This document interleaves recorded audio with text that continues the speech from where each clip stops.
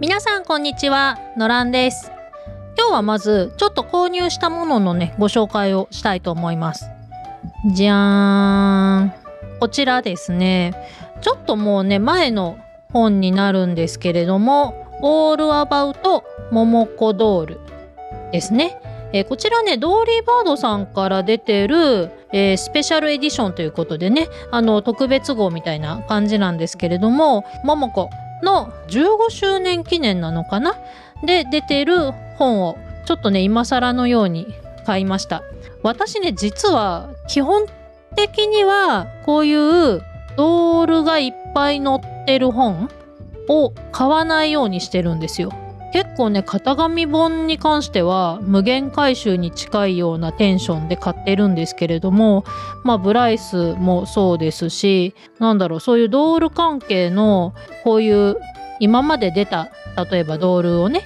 一覧で見れるような本だったりとかっていうのは買わないようにしてるんです。なんでかっていうとね、欲しくなるじゃないですか。見てるとドールがどうしても欲しくなっちゃうけど、やっぱりねももこさんもそうですし、ブライスとかも何でもそうですけど、昔のって基本的にはもう店頭在庫で残ってるか、オークションとかでね購入するしかもう手がないので、基本的にはやっぱりプレミア価格になってることも多いじゃないですか。もしくは中古でお迎えするっていう形になるんですけども、キリがないので欲しいですよ。もちろん私がすごい富豪だったら欲しいんですけれども、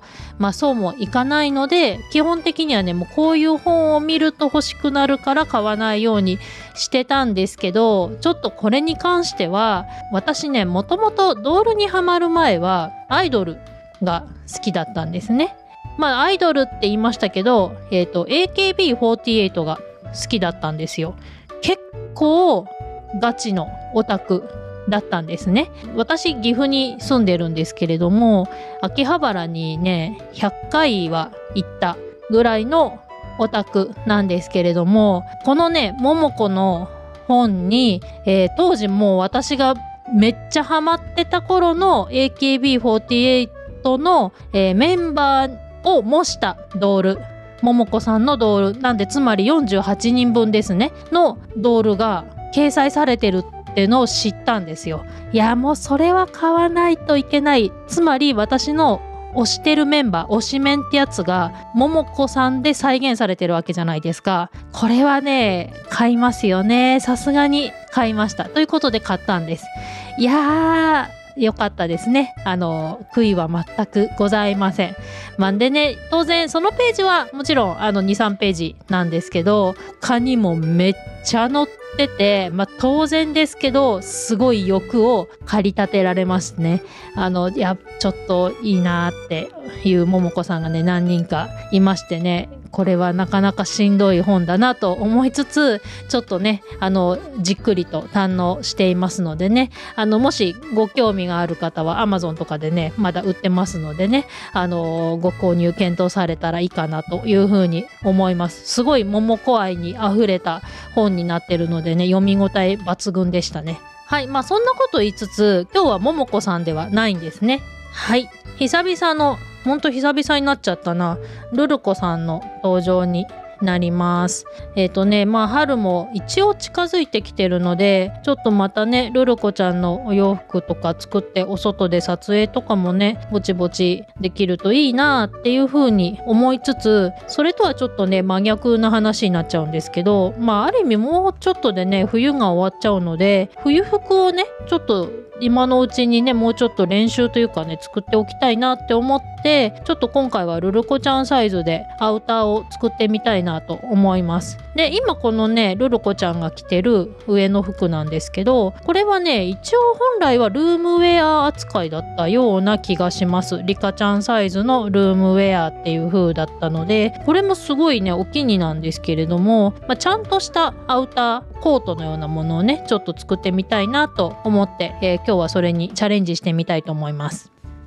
はい、こちらですね。使う型紙は、関口さんのとっておきのドールコーディネートレシピを使いたいと思います。やっぱね、関口さんといえば、ルルコちゃんやももこさんのね、型紙、お洋服ももちろんですけど、いっぱい作ってらっしゃるので、私割とですね、ルルコちゃんとかももこさんのお洋服作りたいときは関口さんの型紙使わせていただくこと多いんですけど、このね、とっておきシリーズはやっぱとっておきっていうだけあって、ちょっと難しいのかなって個人的には思うんですよ。なのでね、ちょっとなかなかハードル高いなって思いつつ、こちらにケープ、フード付きのね、ケープのおしゃれなのがね、ちょっと掲載されてるので、それを作りたいなと思います。で、ケープといえば、クリスマスの頃に11センチドールサイズのフード付きのケープは作ったんですけど、割と雰囲気としてはね、それに似てはいるんですけども、ポケットの部分がついてたりとか、シルエットもね、すごくおしゃれなので、うまいことこれがね、再現できたら、ルルコちゃんにね、ぜひ着せたいなというふうに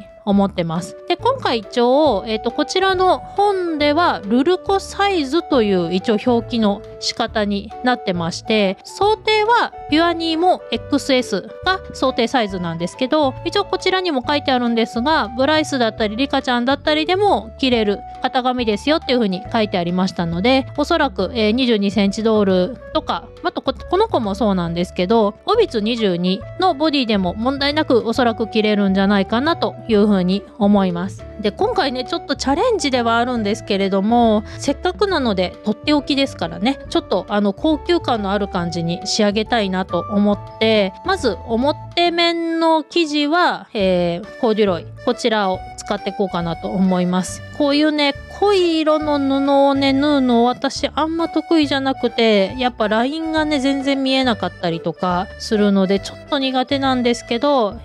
この色を使いたいなというのと、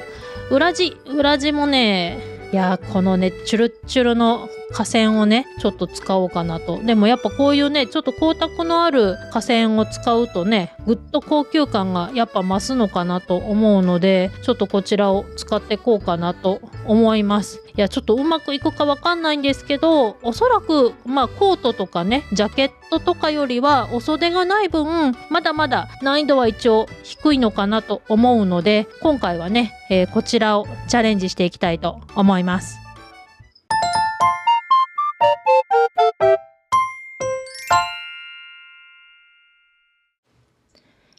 はい、完成しました。こちらルルコちゃんですね。海水浴ルルコちゃんに来てもらっていますけれども、こんな感じに仕上がりました。やっぱりね、お袖がない分、普通の長袖のね、T シャツとかコートとかを作るよりは簡単でしたね。そんなに袖口のね、難解な部分もありませんので、割とすんなりいったんじゃないかなというふうに思います。強いて言うとね、ここの肩の部分が一応カーブがかかった作りになってますので、ここぐらいなんですけど、それでもね、気をつけてゆっくり縫えばそんなに難しくなかったです。で、こちらがスプリングホックでいいんだっけこれ、これでこうやって止まっている形ですね。一箇所で止める形になっています。で、中はこんな感じでね、しっかりと裏地がついているので、非常にコートっぽさがちゃんと出てるかなっていうのと、このフードの部分もね、ちゃんと裏地がついてるので、チラ見えのね、色もまた可愛い感じに仕上がってるかなという風に思います。で、この子ね、ボディを、ピュアニーモ XS じゃなくて、オビツ22に変えてますので、本来よくいるルルコちゃんのボディとは、サイズが違うんですけれども、問題なく着せることができたので、おそらく、この型紙の20センチドールサイズというやつで、ピュアニーも XS もオビツ22も、リカちゃんとかブライスとかにも、着せることができるんじゃないかなというふうに思います。いい感じにできたんじゃないかなという感じですね。ポケットはこれね、ダミーです。入らないですね、手は。でも可愛いですよね。今回こんな感じでボタンを飾りでつけている感じですけども、ボタンじゃなくてもね、いろんな装飾でもいいかなという感じがします。実はねちょっとボタンの位置が悪くて、このフードのセンターに対してねあんまり綺麗にボタンが入ってないというか、着せるとちょっとフードがねずれてるのが若干わかるかなという感じはするんですけど、めんどくさかったのでねちょっと修正しなかったんですけど、許容範囲かなというふうに思います。で当然このねフードはかぶることもできるのでこんな感じですね。まさにねルルコちゃんとか多分リカちゃんとかもかな、このぐらいの頭のサイズの子にはぴったりとかぶれるフードサイズになってるんじゃないかなというふうに思います。フードをかぶった時のバックスタイルはこんな感じですね。そんなになんか極端なズレもなく失敗もなく綺麗にいったんじゃないかなというふうに思います。やっぱね私この完全にちゃんと裏がついてて縫い目が見えないタイプの型紙すごく好きなんですよね。裏の処理が下手っぴなのであんまりね裏側がモサモサしてると着心地も悪いっていうのもありますし、やっぱりね着せたり脱いだり着せたり脱いだりしてるうちにちょっと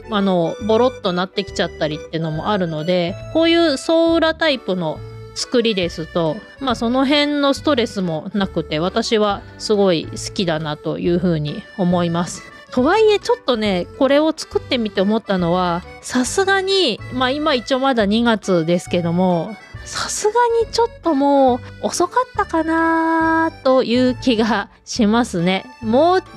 ヶ月早く作れば、それこそちょっと前も結構雪が降ったりしたので、雪とねこういうコートだとぴったりかなって思うんですけど、もう春が近いこの時期、もうそれこそ花粉も飛び始めてますからね、ちょっと今だと若干暑苦しいかなっていう感じはしなくもないですけど、別にね来年もまた着せてあげればいい話なので、これはこれでね大事に取っておこうかなというふうに思いますし、もしねワンチャンまた雪が降ったりしたらね、なんならちょっとたまには外で撮影とかもしたいなというふうに思ってます。いい感じにできましたね。正直このね関口さんのとっておきのドールコーディネートレシピは割とちょっと難しめかなって思ってたので、こういうねおしゃれなデザインですし、ちょっと心配してたんですけど、うまいこと作れてよかったなというふうに思います。それこそ生地を変えれば別に春秋のねコートもこのデザインで作れるかなっていうふうに思うので、またねこの型紙はもうこれでね作れるってことが分かりましたのでね、いろいろチャレンジしていきたいなというふうに思います。今回はとっておきのドールコーディネートレシピからケープを作りました。それではまた次回の動画でお会いしましょう。